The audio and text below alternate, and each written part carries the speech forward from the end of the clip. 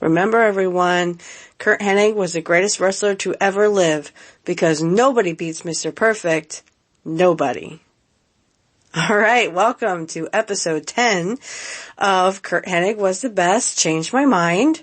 I am your host, Steph, of the Perfect Podcast, and today we are going to watch along to Curt's match with Ric Flair. This is the Raw 1993, and it was a loser leave town match. Before we get started, I would like you to welcome me to the ASMR community. If you are a fan of ASMR, you can find me on YouTube at the Perfect ASMR 0328. Please, if you like ASMR, please subscribe to my ASMR channel. I also reference this channel as well. You will actually get to see what I look like. So, welcome. This is, Curt Hennig Was the Best, Changed My Mind podcast. You can find me on Apple Music, Amazon Music, Spotify, and also on Google Podcasts. And welcome. So yes, like I said, today we are going to review or watch along to the Raw 1993 match. It's January 23rd, 1993.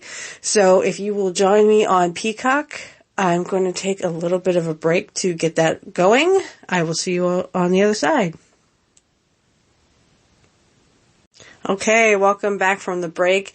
It'll probably seem seamless, so to you there will be no break, no queuing up anything. I just wanted to say before we get going to the watch along, a few things on the list. Like I said, I just got into an ASMR. Well, I didn't just get into it, but I've really enjoyed it.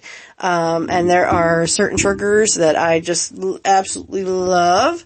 So if you would like to see an ASMR video and maybe get some triggers, just a little introduction to me, again, go to YouTube, and it's at the Perfect ASMR 0328. And of course, you can always contact me at Mr Prefect is perfect 0328 at gmail.com if you would like to have that, a link to that, ASMR video.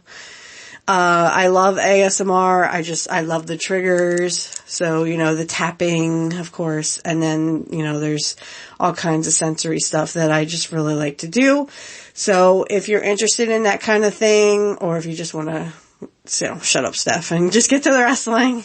But I just want to promote my first ASMR video. Like I said, it's a little introductory to who I am, and I tell you a little bit about everything. Also, I'm sorry I stayed away so long, but again, it's just been crazy. Been trying to kind of get to a quiet part in my household because, I just don't like all the background noise. It kind of distracts, and people are like, what's going on in the background? I know sometimes you can hear, just certain things you can hear. So anyway, trying to find a quiet place in my house or a quiet time in my house. Unfortunately, that's hard to do with, animals and also a 6-year-old, and everybody wants your attention. Hey mom, what you doing? That kind of thing. So, I'm sorry I stayed away so long, but unfortunately I just was trying to find a quiet time and a quiet place. And then of course I also have been working like a fiend. So, finding the energy to also do this is kind of like, I don't want to do it. I'll do it later. I'll find a more quiet place and a more quiet spot, I guess. So, this is a good time to do this. It's like, 10 o'clock at night. So, I find it a better time when everyone is asleep. That way I don't hear, footsteps, or I don't, hear, my 6-year-old running across the room. I'm going to take a little break. So meet me on the flip side. To you, like I said, it'll be seamless. So it'll just go into the next part. But we're going to say a few words about a recent death that just happened in the wrestling world. I don't know how many people know about it, but we're going to hear it on the other side, okay? I'll see you on the flip side. Okay, and we're back. So the death I recently heard about on several podcasts was the death of superstar Billy Graham. I'm very sorry to hear of his passing. Honestly, to be honest, be truer than true, and I'm not trying to be pedantic or anything, but I honestly thought he had already passed. It's like when they were talking about the Iron Sheik the other day, I was like, oh, the Iron Sheik is still alive? Wow, to be honest, I thought he had passed away years ago, but they're still alive and kicking. That's good. Cause I don't like to hear about another wrestler's passing, even if they were, 80 some years old, like Billy Graham was 89, I think. But I'm very sorry to hear of his passing, and I want to send good vibes and positive energy to his family. I will say a little, not a little prayer, but I'll give him a little shout out when I do my meditation in a little bit. Because, that's pretty much what we're here for, is to watch this, loser leave town match. But I just wanted to give a little shout out to superstar Billy Graham and his recent passing. Again, I'm very sorry for his family. Okay. So, yes, we are here today because I want to go over the, loser leave town match with Curt Hennig and Ric Flair. I think it was a heck of a match. A heck of a match. But we're going to watch along to it. So if you would mind going to Peacock, looking up, it is the January 23rd or the 24th. Is it the 23rd or 24th? It is, I'm sorry. It's the 25th. So I was wrong. So look up, go to Raw on Peacock. And go down to the first season. It is the very first season. You want to go down all the way to January 25th of 1993. And I will catch you over there. All right. That probably seemed a little seamless, but, so here we go. It's going to start with a Bret Hart commercial. Back then they were doing, stuff for, supplements that you could do and get ripped like the wrestlers. So, we're actually going to start at, what is the time? It's 22:51. When I say start, you can go ahead and hit your play button. I'm going to try not to stop it. But if there's something I think I need to add, I will try to keep it for the end. This match is pretty long, but, so I will try not to stop it at all. Okay. So everyone go ahead and hit play now.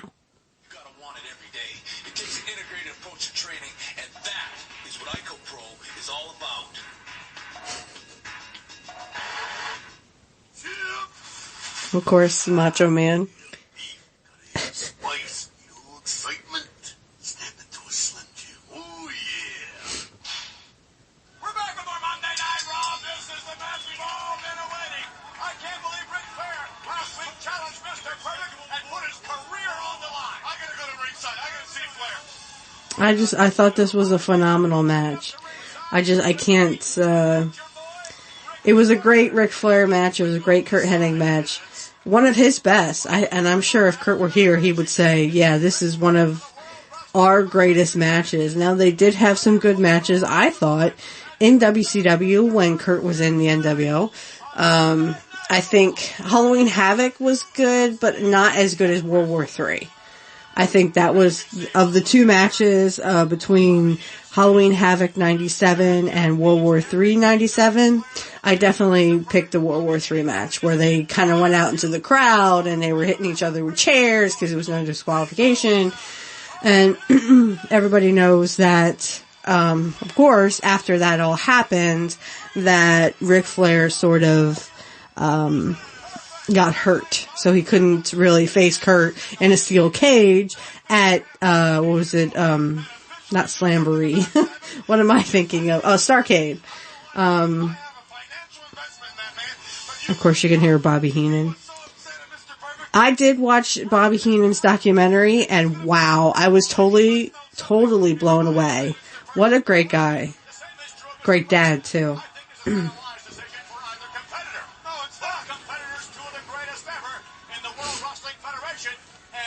Mr. Perfect putting his career on the line. Two-time WWF champion Ric Flair, two-time Intercontinental champion Mr. Perfect. And they do not like each other. And that's Perfect's fault. Thanks to you, they don't like each other. Perfect's fault. Yeah, sure. If you can hear a little commentary in the background, we think we're picking up another radio station or headset. We're not exactly too sure here. I don't know, people seem to think that Flair and Kurt kind of liked each other. I don't know about that. I'm sure Kurt, maybe in the beginning, but I think there was like a rumor going around that maybe Flair kind of screwed Kurt around when he was going to come back from his back injury. So then they finally kind of brought Kurt back during the whole, you know, Davey Boy Smith and the Warrior thing.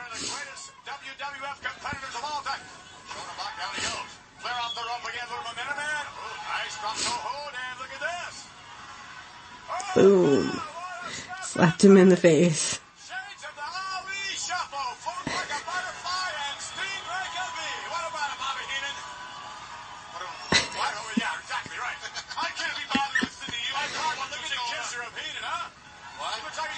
I think Kurt was still in his prime at this time. He was a great babyface. Let's face it, he was a great heel, and he was even a greater babyface.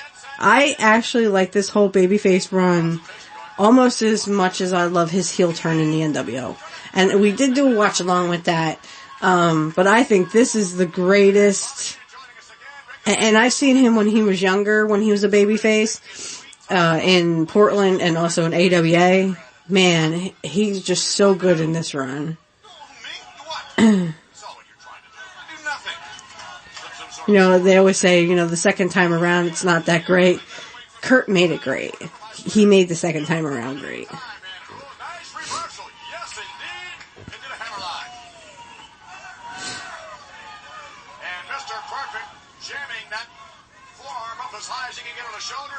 Ooh. Connect with a series of elbows there that miss the mark just slightly. Nice Perfect to the corner. Oh, wow, right in the head. And the shot by Flair. Flair setting up Perfect, another one. Now, look at this. Perfect sprint. Oh, whoa. Rick, bring it down. They are chopping each other. Ouch. I would not want to be on the receiving end of those chops. Man, Kurt was brutal. I think everybody likes watching Ric Flair get knocked around. Unless you're a big fan of Ric Flair. I'm sorry, I was not. So I have to say I don't really like Ric Flair. So watching Kurt beat up Flair is absolutely hilarious. I believe both men are still a little too tentative, a little too cautious. Well, that's what I'm scared about too. I don't want Flair to make a mistake. I don't want his temper to just snap. That's what's happening. Both men are a little too defensive here, I think, with what's at stake. I think they're going to have to let it all go. No. Huh? If you let it all go, that's where you're going to make a mistake. Flair wants Perfect to make a mistake. Perfect wants Flair to make a mistake. That's a competitive individual there. If you just went out there just like you would do, man, just go nuts, snap. I think a degree of reckless abandon is necessary for someone to be victorious in this matchup. Probably like to listen to music loud, too, and go fast on the highway, go on roller coasters and everything. Motorcycles. Skateboards, bungee jumping.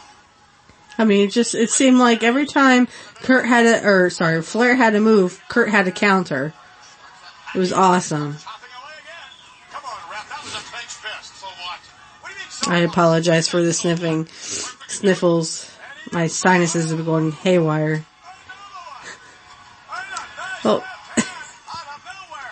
Now it's like we're boxing. I'm sure Kurt could box. I'm sure Kurt Hennig could box like the rest of them. Well,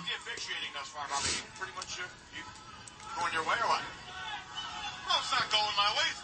It's lousy officiating. He's like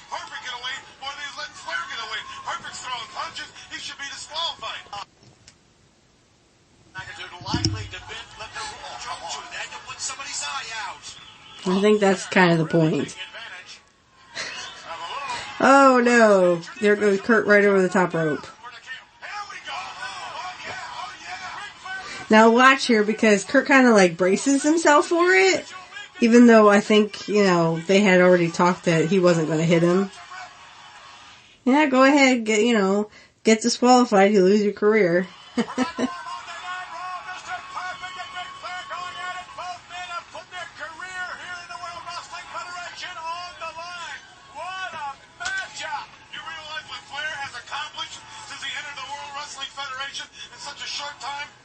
So,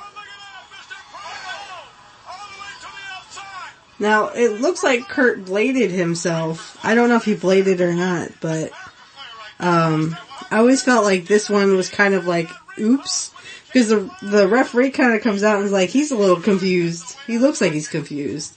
So, like I said, if Kurt did blade himself, though, Brett said something about, they weren't allowed to blade. It looks like Hebner is asking if he's okay. And Kurt just kind of like shook his head like, yeah. I didn't say anything, Flair. You wonder why I don't like Ric Flair. No, he was a good heel. He was.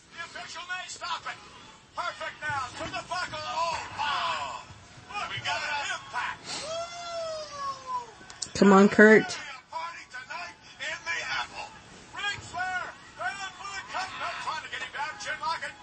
It looks like he didn't blade himself. Like maybe he came down on the pole the wrong way. Because it's like a big gash on his head, his forehead, if you look. There's like a huge gash there. So maybe it was an accident, but I don't know. I wish I could ask her, personally, like, was that an accident or what happened there?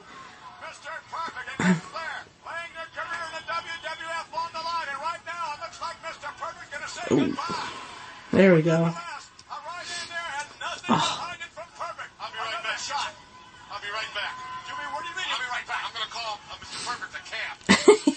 He's just punching him like it's a boxing match.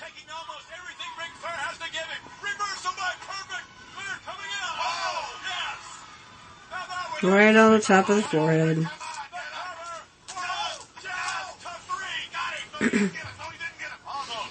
It was close.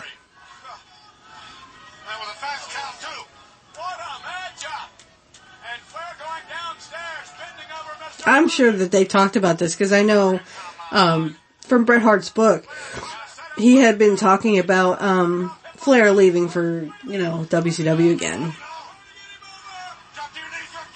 I just think it's awesome that they let Kurt take him out.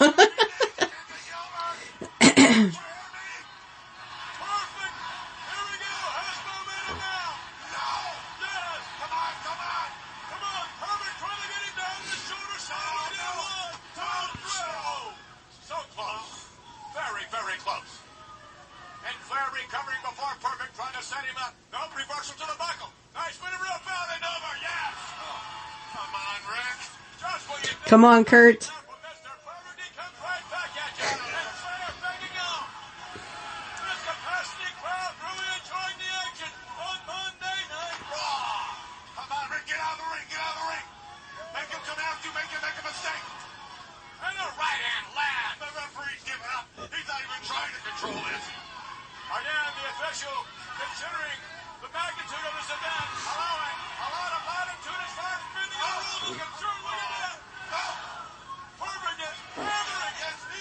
One of my other favorite matches is when Kurt was a lumberjack for Shawn Michaels and Hacksaw Jim Duggan, but that's another time.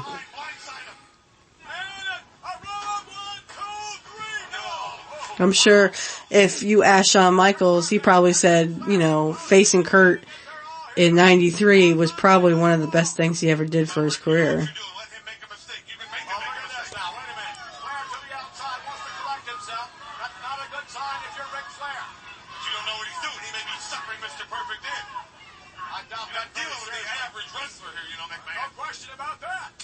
Oh. No, thank you.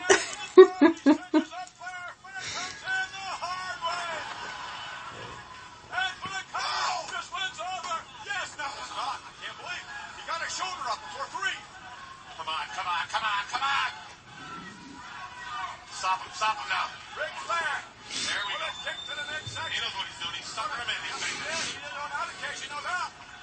Off the rope now. Oh no, here comes the sleeper. And Kurt sold this so well. You know, you were with him all the way, you know.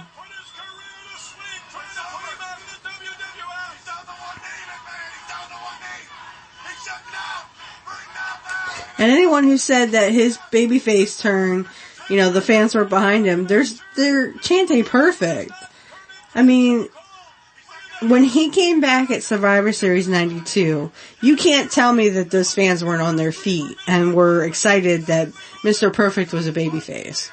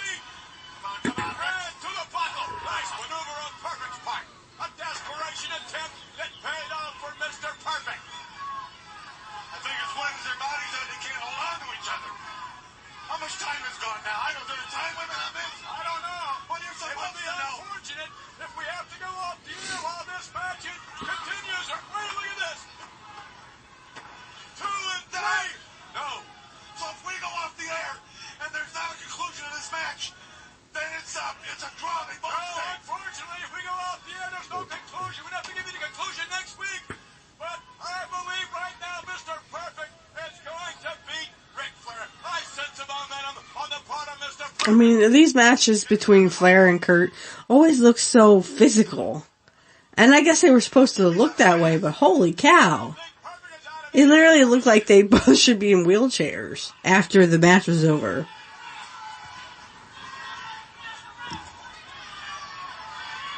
Flair back to his feet now, making his counter move. And Perfect up in the air. Perfect for the suplex. Nice counter move in the part of Flair. There's a pro. There's a man that knows where he's at in that ring. Yeah, he's flat on his back. That's where he's at. He's flat. No, I don't mean he's flat on his back. I mean, he got out of it. You almost feel like, oh no, it's not the match. Kurt hurt his back. Please, not the back. Not the back. Putting their respective careers on the line on Monday Night Raw. And Flair yanking Perfect up. Wait a minute, stop with the figure 4. Time for school. Time for the door.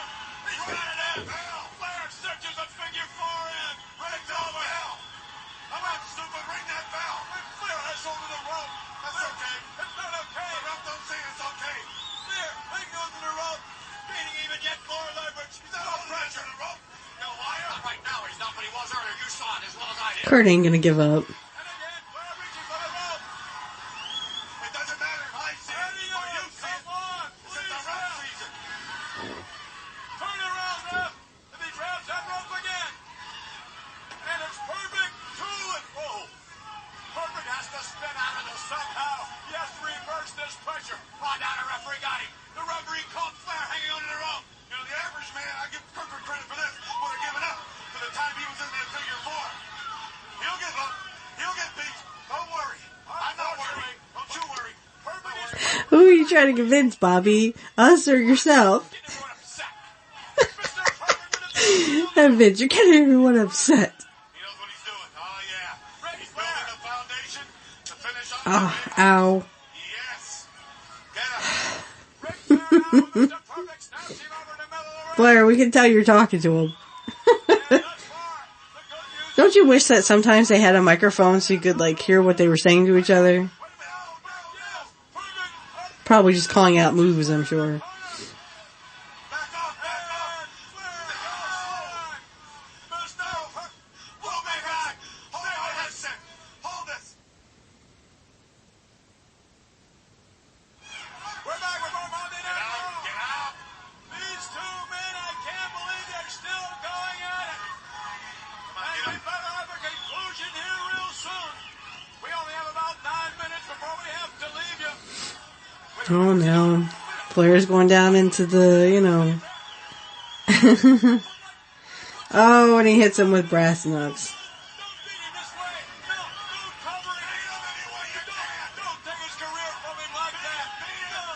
But I think Flair's so, beat up and stuff.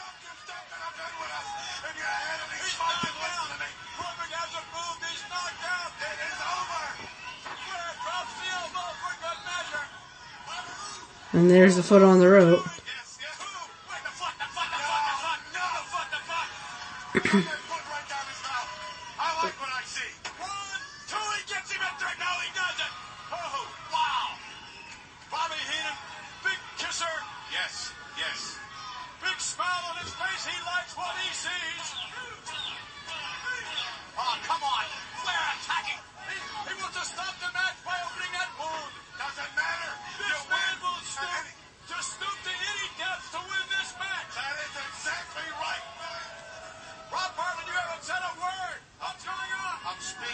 I've never seen anything like this in my entire life.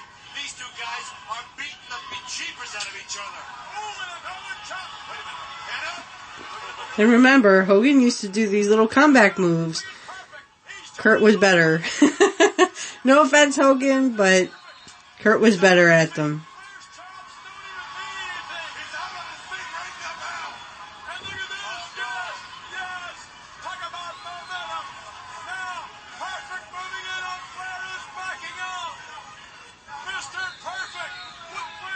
Oh.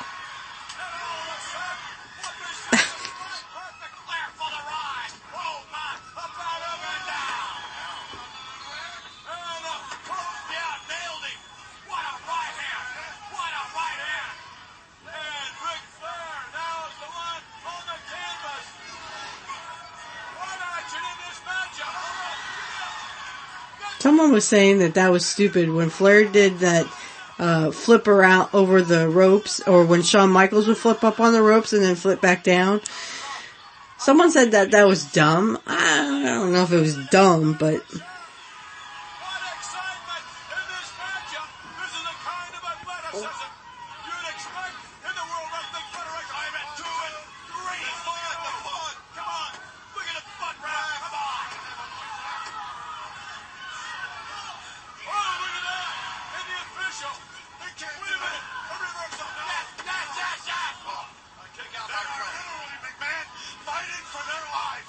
Fighting for their livelihoods. Oh, perfect flex.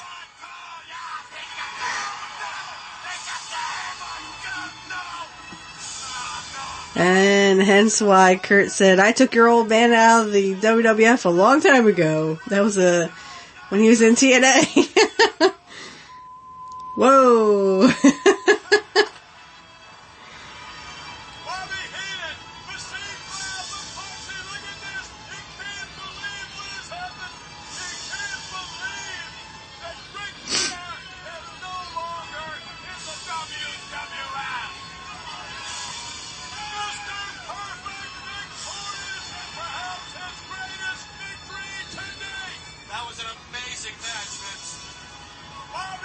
He took Ric Flair out of the WWF.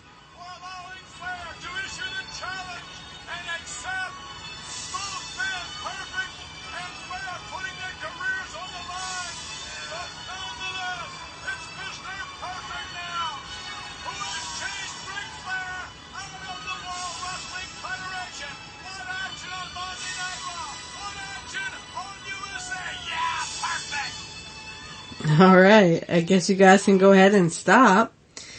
That concludes our watch along. So, let me go ahead and I will take a little break, get rid of this, put it aside, and I'll catch you on the flip side. Alright guys, so a little wrap up here on this match.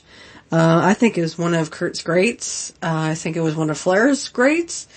I really wish, for a new Rivals episode, I would love to see Kurt versus Flair, because I do think that theirs was one of the everyone talks about Flair and Dusty, and they talk about Austin and McMahon, and Brett and Austin, of course, Shawn Michaels and Austin, even if it was very, very short. I just think it was one of those greats that you never hear about. But, one of the greatest feuds, I think, were Kurt and Ric Flair. I mean, I know Kurt kind of isn't here to tell us, his side, but I think it would be very awesome if they talked about that, feud, because I think it was one of the greats, because Kurt was great. I just, my thoughts on that was, Kurt like I was saying during the video, Kurt was an awesome babyface and an awesome heel, an awesome wrestler. I think, in my opinion, he was one of the greatest to ever live. Well, not he was the greatest to ever live. And a lot of people disagree. That's fine. You can disagree with me. But you're wrong. You're just wrong. No, I really truly think that this is one of the great matches between him and Flair. He had great matches with everyone. He would say Bret Hart, which I do want to do a watch along to the SummerSlam 91 match, even though that one is very hard to watch. Knowing what we know now, and that was because Kurt's back was, really bothering him. But I do want to get to that match, but I think this one was also great because it not only showed Kurt's skills as a babyface, and that Flair could be that heel, he could be that great heel, and then Kurt could be the great babyface. And like I said, in WCW, it was completely switched. Kurt was the great heel, and then Flair was the babyface. So I think that we got to see several great matches. Like I said, I like the World War III match, that World War III 97, when it was him and Flair in the no disqualification match. And like I said, those matches took forever, but they took forever because they were trying to tell the story of Kurt had betrayed Flair. Whereas technically he did that in the WWF. However, the story then was, he was turning face because, Flair and Bobby Heenan and Razor Ramon had obviously, kept him on the back burner, and he could wrestle again. We did his watch along with the, when he turned face. So we did that watch along, and all I kept thinking when I first saw this was, holy cow, he makes a great baby face. And then, at Survivor Series 92, they're kind of like, I don't know, maybe we should turn him, maybe we shouldn't. So he kind of looked like he was going to walk out on Savage, but he ended up coming back to the ring. I think they kind of want to leave like a little cliffhanger there, but it kind of just was like when he starts walking back to the ring, you can kind of see, okay, he's going to be a baby face. He's not going to walk out on Savage. And I don't know if that was planned or if that was kind of like Kurt's frustration, because if you watch that match carefully, it kind of seemed like they were kind of all off. Sometimes someone would miss something, or they would go to, like, Kurt tried to hit Razor Ramon, and it's almost like Scott didn't even react to it, So I don't know if they were just off because they weren't used to working with each other, or if it was just it was having an off night and they weren't really sure what they were doing or what was going on, but it just seemed like everyone was off.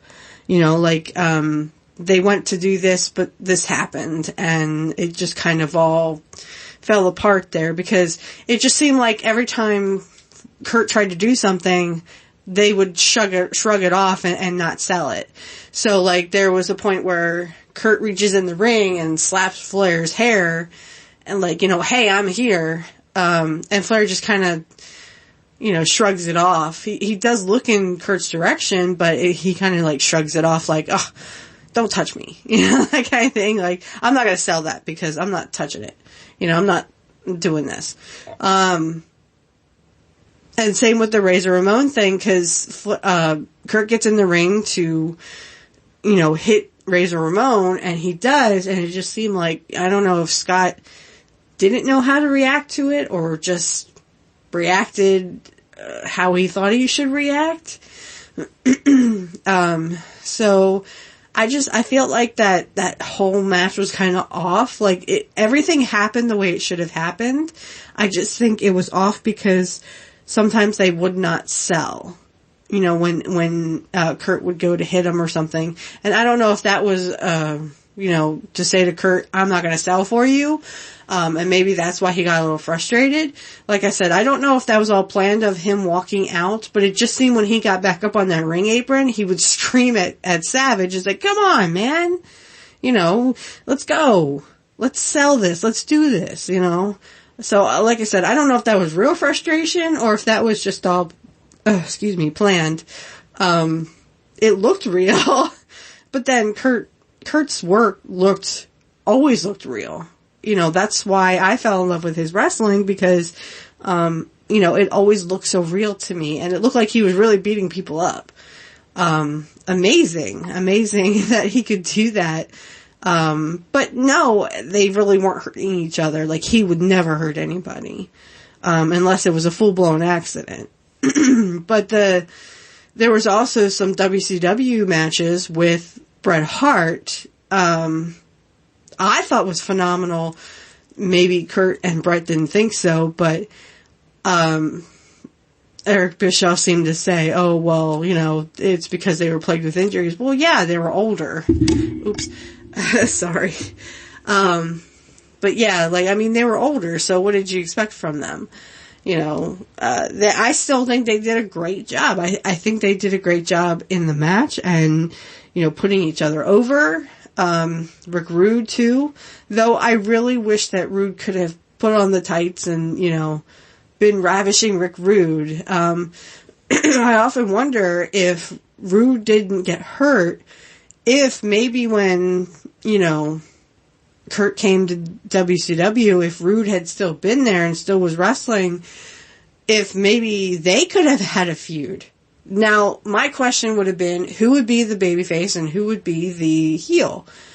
I don't know. You'd have to ask Kurt and Rick, and unfortunately none of them are with us, but I think it would have been a great feud, you know, Kurt Hennig or, you know, Mr. Perfect versus Ravishing Rick Rude. And yeah, they were friends. They'd been friends since, you know, 8th grade or whatever.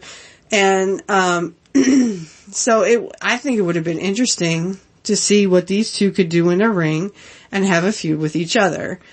I would have loved to seen that, you know, if Rick hadn't gotten hurt. But I know that he had some issues with the Lloyd's of London thing. And like I said, I think that's, the thing is, wrestlers need health insurance. And unfortunately, no one was willing to do what Jesse Ventura suggested, which was make them all employees so they could get health care. But they kind of have to get it on their own. And I heard Eric Bischoff say this, that, well, that was kind of your own thing. You were making enough money, but the thing is, health insurance should be a right. Okay, everyone should have it regardless if you're a wrestler or you're just a normal human being. Every other civilized country, Canada, you know, the UK, I think Germany has, you know, healthcare for all. But having healthcare should be a right. And these wrestlers, they deserve that too. Yeah, you're making lots of money, but I mean, they're contractors or subcontractors or something, and they're not really employees, so they don't get really any benefits. So the benefits will be on their own to get. Well, some of those policies for, again, these wrestlers are going to be higher premiums and, to be honest, lower outcomes, you know. The outcomes are going to be horrendous. I saw something on John Oliver one time, and again, I don't know how true it is because he's sort of mainstream and makes up stuff. So, but he had on there about, you know, getting health care for wrestlers, and that Jake the Snake they gave him a GoFundMe, and it was for a surgery he needed. and he's sitting there and he's bawling like a baby because all these people pledged money for, you know, him to get this surgery. So, I would say just give him health care. I mean, you know what wrestlers do. You know wrestlers get hurt like football players. Yeah, wrestling's fake, but I recently saw something with Shane Douglas on one of the wrestling podcasts, and he was talking about how Vince McMahon was being a real dickhead and like expecting him to wrestle, even though he had a really bad back. I mean, the doctor was like, no, you're not wrestling. Sorry, I'm not going to clear you and let you wrestle. And he told Vince that, and Vince kind of said, so, wrestling's fake. Well, Vince, if you believe that, then I don't see where he would not have the sympathy. The wrestlers are athletes too, and yeah, wrestling's fake, but I mean, there's still that athletic prowess you have to have. And yeah, injuries do happen because people screw up or, you know, things happen. You know, it can't be perfect all the time. No offense to Kurt and Mr. Perfect, but it can't be perfect all the time. You know, Kurt hurt his back because he forgot to grab the ropes when he went into the turnbuckle. I mean, crap happens. And of course, you know, their knees probably look like old people's, you know, knees. Brett talked about that in his book, that he needed knee surgery because it was like bone on bone scraping against each other, and the next night he was out wrestling again because he wanted to wrestle. He didn't want to, you know, spend the time to take the injury seriously. Which is, I think, a lot of wrestlers did back in the day because they wanted to do what they loved. And that was Kurt Hennig all around, because, I mean, look at him from, you know, when he started in 1980, and then look at him all through the wrestling career. Yeah, he took breaks in between there, but as he said on his radio interview, it was because he didn't want to end up in a wheelchair, and he was afraid he was going to. I mean, that's really powerful. That right there should tell you that, you know, wrestlers are, I mean, they get sick just like every other human being on the planet. Not that they would get COVID, but, you know, getting colds. Yes, they're less likely to get colds, but because of their physical fitness, but they can still get sick, they can still get hurt, they can still have limbs fall apart. And I mean, does anyone remember the Sid Vicious thing that happened when he jumped off the rope in WCW and his leg twisted around all the way around? I watched that live and I'm like, oh my goodness, that's not good. Ew. Look what happened with Buff Bagwell. Now, I don't think Rick Steiner meant to do it, but, I mean, Rick Steiner fell and hit Buff Bagwell just the right way, and look what happened. He actually hurt his neck. I mean, he hurt himself real bad. Like, no one thought that he would actually walk again, let alone wrestle again. 'Cause we didn't know the extent of the injury at that time. So, but anyway, to get back to the match, like I said, it was one of his greats, because he was great. I will give props where it's due. Ric Flair was good too. But he wasn't the greatest. And I do think that there was some kind of jealousy there, that maybe Flair was a little jealous of Kurt because he had been around the business his whole life. I don't really know when Flair started his career. Flair was not second generation, and he wasn't even the first Nature Boy. So, there, you know, was several before him.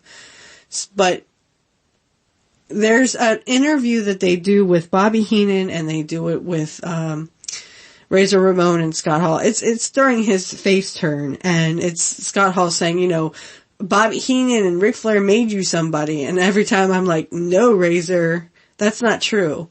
He was somebody before he had anything to do with Bobby Heenan. Because I keep rewatching when Kurt came in, he came in as himself, and then he was given a gimmick. Well, it was a Mr. Perfect gimmick. And when you watch those vignettes, sorry, I always say that. I always screw that up, but it's vignettes. And I love the vignettes. I thought they really brought out the greatness that is Curt Hennig. No, he didn't do it perfect every time. That's why you had editing. No, I'm kidding, Kurt. Just wherever you are, I'm just kidding. We love you.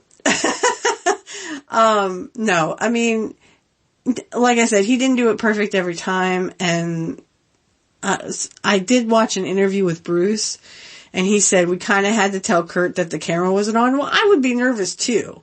Okay, if you asked me to do something, like bowl the perfect game, I couldn't do it, especially with a camera watching me. I would be so freaking nervous. I wouldn't be able to stand up. But then you can't account for the fact that, yeah, there's been lots of people who have bowled the perfect game. Maybe not back in 1988, but, like I had a guy I used to bowl with who used to get 300 games every once in a while. But back in 88, when I was only 2 years old, maybe that wasn't as well known, but there were several people who had done that, I'm sure. You know what I'm saying? Just not a wrestler, I guess. I think Jim Cornette was kind of talking about on his podcast, how, it had nothing to do with wrestling, but yet, someone wanted to climb Mount Everest. Because I'm guessing another wrestler had never done it before. I don't see a lot of wrestlers who want to climb Mount Everest and then say, yes, I'm a wrestler who climbed Mount Everest. Woohoo. I mean, Kurt was trying to tell a story, and I'm sure Bruce and them were also trying to tell a story. So this match was telling the story of, this is what happens when you double cross or you cross Curt Hennig. So Kurt had a score to settle with Flair, which is why I think they said, well, Flair's going back to WCW, so let's just do a loser leave town match. And they gave that sparkling honor to Curt Hennig, who was the greatest wrestler to ever live. And again, he made Flair look good. He made everybody look good, even Hogan. And to be honest, when I was smaller, I barely liked Hogan. I didn't like the Ultimate Warrior. I liked Hogan, but barely. I actually liked Mr. Perfect because I saw his wrestling for what it was, and it looked so real to me. Like, I still think his wrestling, I watch his wrestling constantly. I watched the vignettes. I watched the 1988 when he, was wearing not a singlet, but he was actually just wearing tights. And I'm just like, I watched those matches and I'm still so shocked, not shocked, but more like, surprised, because the wrestling was still just as good as it was in 88 that it was in 97 or 98 or 99. And I think that all goes because Kurt was second generation. He learned everything mostly from his father in Verne Gagne. He had lots of baby faces and heel runs. Some lasted more than others. I just think his baby face, run in WWF could have lasted so much longer. Maybe if he had done it sooner, like, Bret Hart beats him and all of a sudden he goes in the ring and shakes Bret's hand and becomes a babyface. I can't wrestle for a year or whatever because of my back, but hey, I'm gonna be a babyface.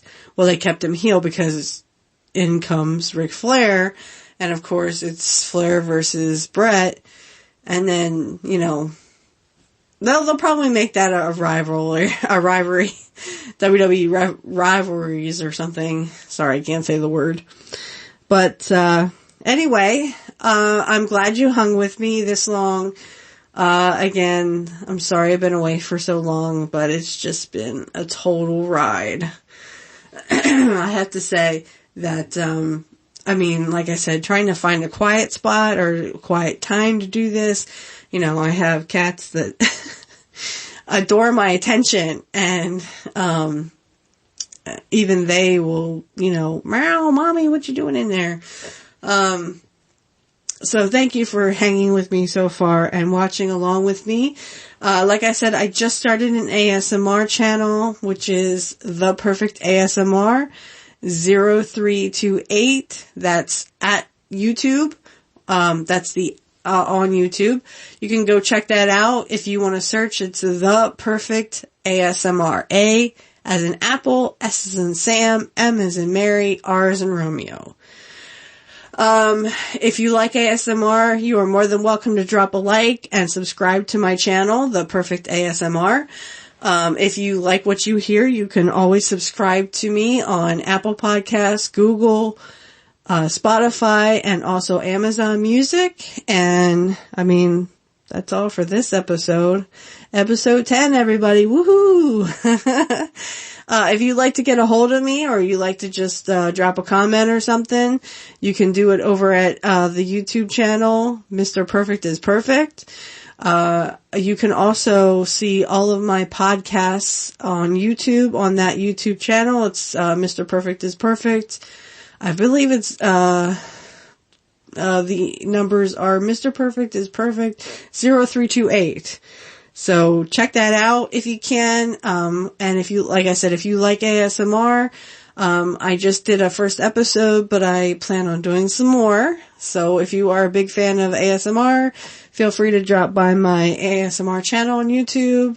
And as everyone says, nobody beats Mr. Perfect.